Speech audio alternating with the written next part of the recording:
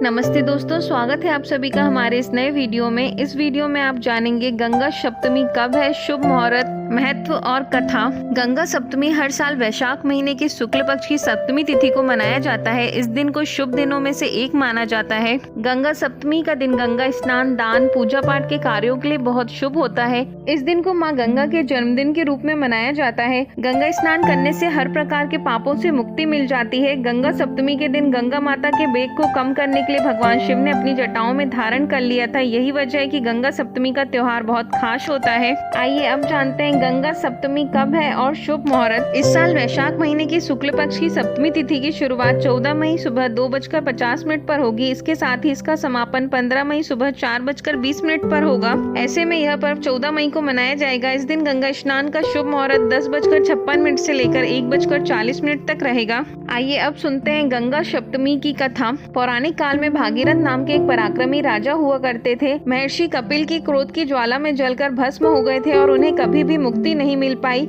उनके पूर्वजों को गंगा के जल से ही मुक्ति मिल सकती थी, जिसके लिए देवी गंगा को धरती पर लाना जरूरी था। उन्होंने अपने पूर्वजों को जीवन मरण के दोष से मुक्त करने के लिए गंगा को पृथ्वी पर लाने की ठानी। उन्होंने कठोर तपस्या आरंभ की। गंगा उनकी तपस्या से प्रसन्न हुई तथा स्वर्ग से पृथ्वी लोक पर आने के लिए तैयार हो गईं। पर उन्होंने भागीरथ से कहा कि यदि वे सीधे स्वर्ग से पृथ्वी पर गिरेंगी तो पृथ्वी उनका वेग सहन नहीं कर पाएगी और रसातल में चली जाएगी। यह सुनकर भागीरथ सोच में पड़ गए। गंगा को यह अभिमान था कि कोई भी उसका वेग सहन नहीं कर सकता।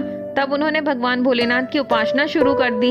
संसार के दुखों को हरने वाले भगवान शिव प्रसन्न हुए और भागीरथ से वर मांगने को कहा। भागीरथ ने अपना सब मनोरथ उनसे कह दिया। गंगा जैसे ही स्वर्ग से पृथ्वी पर उतरने लगी, गंगा का गर्व दूर करने के लिए शिव ने उन्हें जटाओं में कैद कर लिया।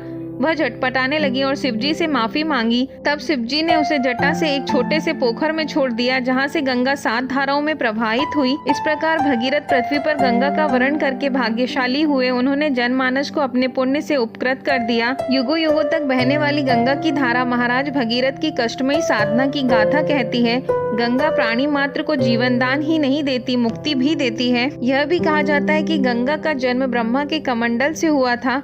एक अन्य कथा के अनुसार ब्रह्मा जी ने विष्णु जी के चरणों को आदर सहित धोया और उस जल को अपने कमंडल में एकत्र कर लिया। भगवान विष्णु के अंगूठे से गंगा प्रकट हुई, अतः उसे विष्णुपति कहा गया। एक अन्य कथा के अनुसार गंगा पर्वतों के राजा हिमवान और उनकी पत्नी मीना की पुत्री हैं। इस प्रकार वे देवी पार्वती की बहन भी हैं। कुछ जगहों पर उन्हें ब्रह्मा के कुल का बताया गया है। गंगा सप्तमी का मंत्र: ओम नमो गंगाय विश्व रूपिणी नारायणी नमो नमः। यदि वीडियो अच्छा लगा हो तो चैनल को लाइक, शेयर और सब्सक्राइब करें। धन्यवाद।